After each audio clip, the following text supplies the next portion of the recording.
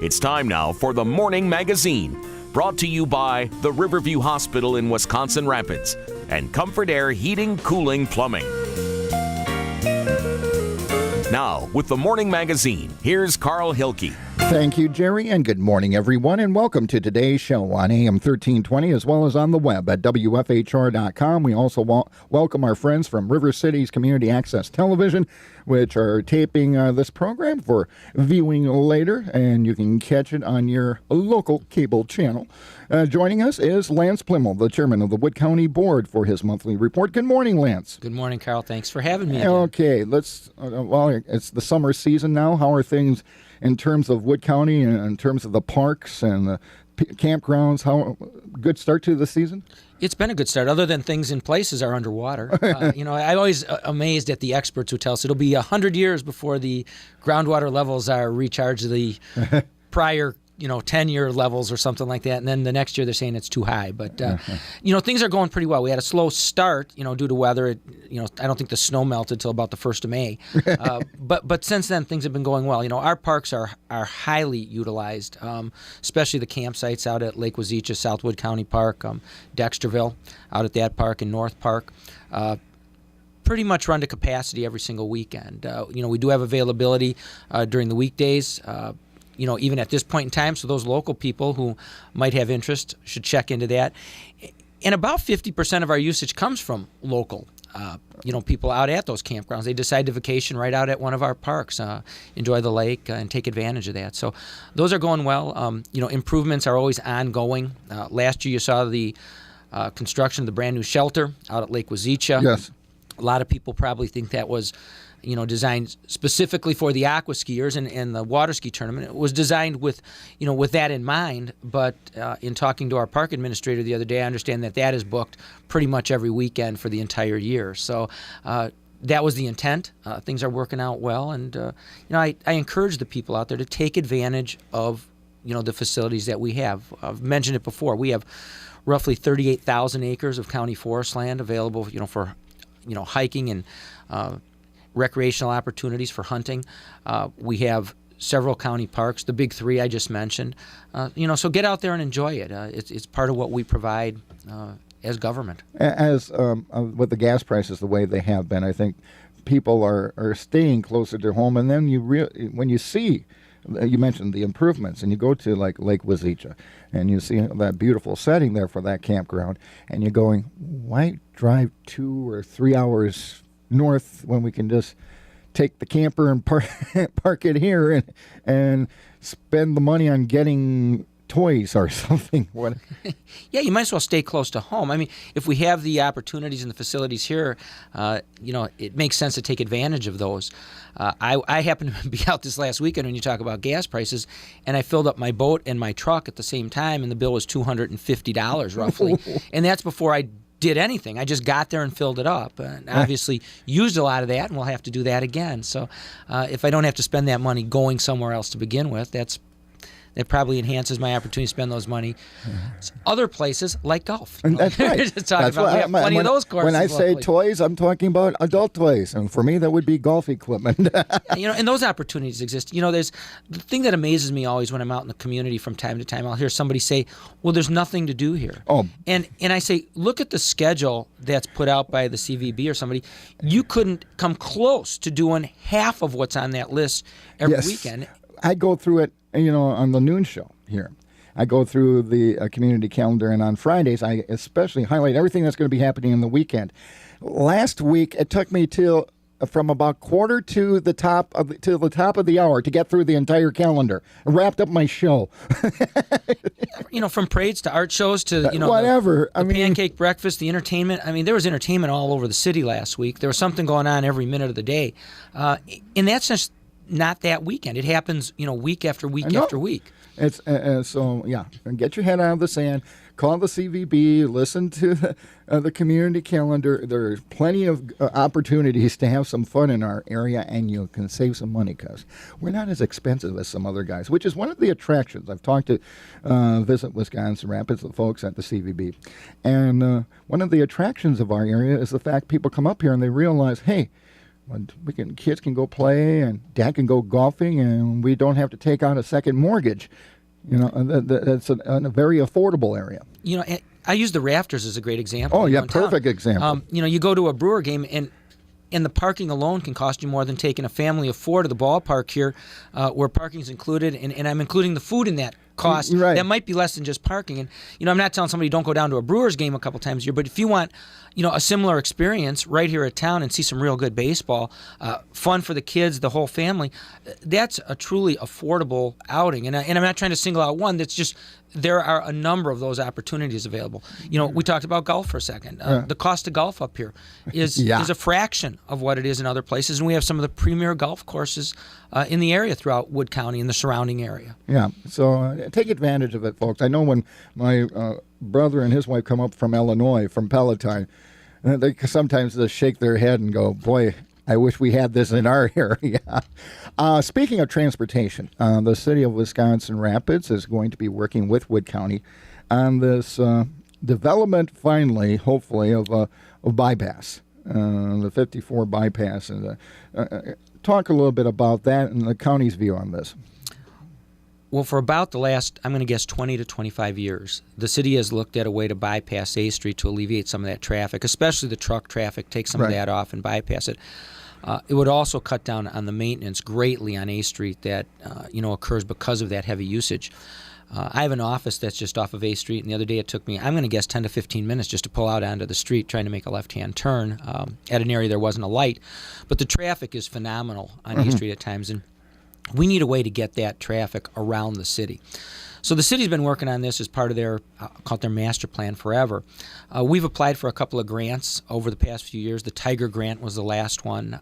We were not successful in that. But we have the opportunity right now through a new grant program. I think it's called the Freight Grant. But we have the opportunity to leverage money at about a 4-to-1 ratio. And anytime we can get $4 for every dollar that we spend locally to put infrastructure in place, we're going to jump at that opportunity. This would create, I think, tremendous development opportunities. The cost is somewhat significant, even from our end up front, but I think that would come back 10 times over in additional tax base and build out in the very near future. I liken it very much to the Highway 10 development up in the Marshfield area. If you build it, they will come mentality. Right. This is something that's, like I said, really needed. I attended with our highway commissioner, Doug Pazino, the other day, a meeting with the Public Works Committee from the city. They were absolutely in favor of this. It will have to be a cooperative effort. County dollars, city dollars. Some of this goes through the town. There's land acquisition that needs to take place, although the city has done a lot of that prior to this with the anticipation that this would someday happen. It's kind of funny. I hate to digress, but I look back and I go, someday will happen. And I look back in my life and I go, we were talking about this 25 years ago. Sometimes it seems like yesterday, but it is now 25 years later. Yeah. And I remember those conversations. Yeah. I remember that Tiger Grant application. And it's time that this gets done. So when we have the opportunity, and this happens to be one that would be done through our county highway department, to capture those dollars, to possibly bring a project like this to fruition, we're going to make those applications and we're going to hope that happens. And then at that point, if we are selected for the grant, we'll look at the funding mechanism from our end. And a project of this size would probably take some bonding. From a county's perspective, we have the capability to borrow in excess of $200 million, and I think our total county debt is probably in the neighborhood of $3 million, and that would include the recent build-out at Edgewater Haven, the radio tower projects, and everything rolled into one, and that debt is pretty short-term. We could, in effect, pay our debt off today and have none, and bonding is a smart way to do those long-term projects. You hate to take all those dollars and try to pay for that in a single year and place that on the back of the current taxpayer as other people will come along. Now, I'm not big on debt. You know me. We've gone forever. But if we had to bond for a couple of $1 million to put together a project that would benefit the whole area in that respect, we're certainly going to look at that opportunity. And you mentioned it would benefit the whole area. It's also a key element of the Port Edwards issue of, whatever happens to what was the Domtar plant and what the buyers there want to do with that facility. that could play a big role in this as well. Infrastructure is so important, whether it be communication or in this case transportation. But you have to have that in place. These companies don't look for areas and say, "I hope someday they'll build a road." I mean, there has to be the ability to get product in and out quickly. 4-lane highways obviously facilitate that. So our hope is that we can get this moved forward. Now, like I said, it's a competitive grant, and we don't know if we will be successful, but we certainly hope that happens. We have not been one of the, I call it the golden children of grant receipts recently. The Wausau area. All you got to do is look up there at the build out, the Fox Valley, the Eau Claire area, and obviously Madison, Milwaukee. But we're saying, take some of those dollars that are available, percentage of those, and bring them up here because development will follow. It's always a wing and a prayer down there. We're going to spend, pick your number, $500 million on the Zoo Exchange or 50 to 100 million on the Hone Bridge.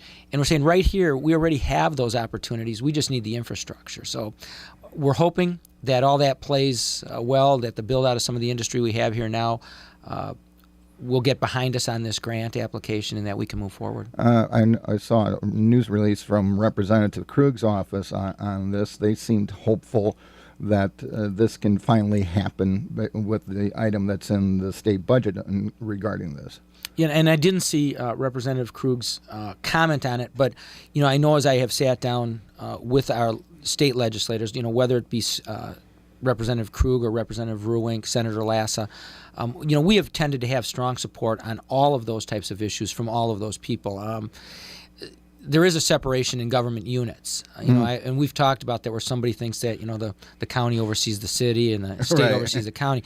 That doesn't happen, but none of us operate in a silo, and the cooperation that we have had locally is at a very high level. When I talk to people around the state, oftentimes those local community leaders have no contact, no input. And, I'm always amazed. I'll say, well, we have capital days. You got to get down there so you can see your legislator. I will say this. Any of those that I mentioned, if I get on the phone, they either pick it up or they call me back, in a very, very short amount of time. So we don't have those issues here. They're very That's good. proactive. And along with the cities, whether I'm dealing with Marshfield and Mayor Meyer up there, or their administrator Steve Barg, or whether it's Zach Verwink right down here as the mayor of Wisconsin Rapids and their council, we're constantly in contact on projects. That doesn't mean each and every day, though, that we couldn't do a better job. And that's not pushback. It's just some days we get so caught up in what we're doing, we forget to notify, or you don't think about it until you're well into the project. And you go, oh, my God, I really should have contacted them and got in touch because we're going to need them to help us in facilitation of getting this done. So, we're constantly looking at better ways of doing things. Hopefully they are. But this one, if we could pull this off, this would be a real feather in our cap. If you're just joining us on the Morning Magazine, welcome. We're visiting with Wood County Board Chairman Lance Pliml and getting his monthly report. Let's talk a little bit about another project. We've had John Evenson, the Buren Village president, on when he's been giving us an update on the business park, which is a joint venture between Buren and the Wood County. Things seem to be moving along there. They're hoping to be actually putting a shovel in the ground to get this thing started pretty soon. Yeah, again, more opportunities at economic development and another partnership, that we're working on to make that happen. I had a meeting the other day, in regard to the Bridgewater development, which is the residential part. Call it part 1 and 2. There's the business park build out, and then there's a residential community planned up along the river. And part of that development up there, what makes it so important to the county on the residential, first of all, let me back up. The business end, economic development, businesses coming in, builds tax base, creates employment. We need that. From the residential standpoint, the build out of those houses, again, creates tax base. But from a county's perspective, what we're really looking at is the ability to access that body of water up there and provide those recreational opportunities. Again, when that's in place, I think we'll see additional build out in the area. We currently have a boat launch situation where you back your boat in directly off of the county highway. If the boat and truck are long enough, the front end of the car is sticking out onto the county highway. I know. We have the aqua skiers up there where we do have a lot of kids on the county highway, and although there's cones up there, I'm going to certainly ask the public out there to think about that when you drive by there and slow down. Yes. There's a reason those are there, and I've seen some go flying through there. But if we had the opportunity to get that new boat launch facility in there, which would park, I want to say close to 80 cars, to improve that boat launch, to create green space up there. There'd be a biking, hiking trail for over a mile along the river up there, to create those parks areas in the vicinity of where the aquaskier site would be. And they would be located a little bit farther to the east than they are currently, but not much, but a little bit, with handicap accessibility and handicap fishing opportunities. Another, just win-win. And the part that I find frustrating, and I made the comment, I think it was my exact comment at the meeting the other day, I said, we've been in this process for years. When we started this, those of you who are watching on cable will see that I have gray hair. Well, I didn't when this project started. I know it's been going on for a long time. And I told them that I just hope that I actually see it come to fruition before I die.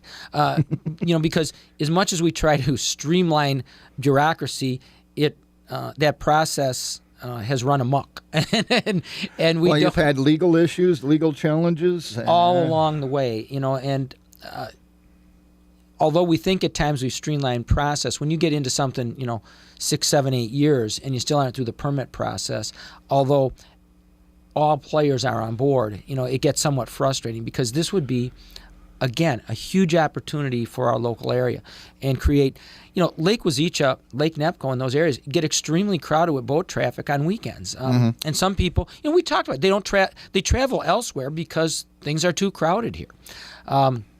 It's not fun boating when you're side by side with other boats. And beer and flowage is beautiful. Beer and flowage is huge. I mean, you have, I don't know the exact acreage, but 10, 20, 30 times the acreage available on those other bodies of water, and the ability to put, to have those opportunities out there would certainly alleviate the pressure we have at those other places. So we've been working with beer, and we're moving along. Both the license holders, the people from the power company, from Quipco, the DNR, the Army Corps of Engineers, everybody sat down. We're all on the same page. I think that's going to come to fruition. The business park, access issues there, frontage roads, everything we've dealt with over time, I think we finally have that handled.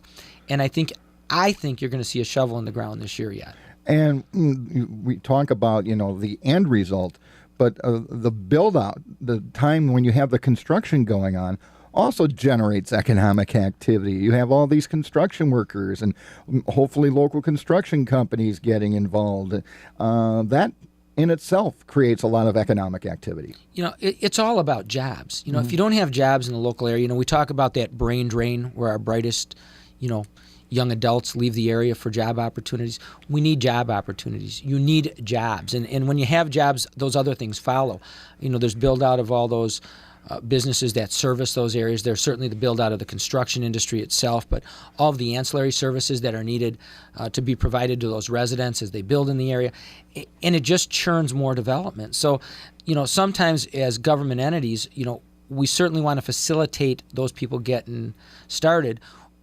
We want to help them along the way. We want to do everything we can to make it possible.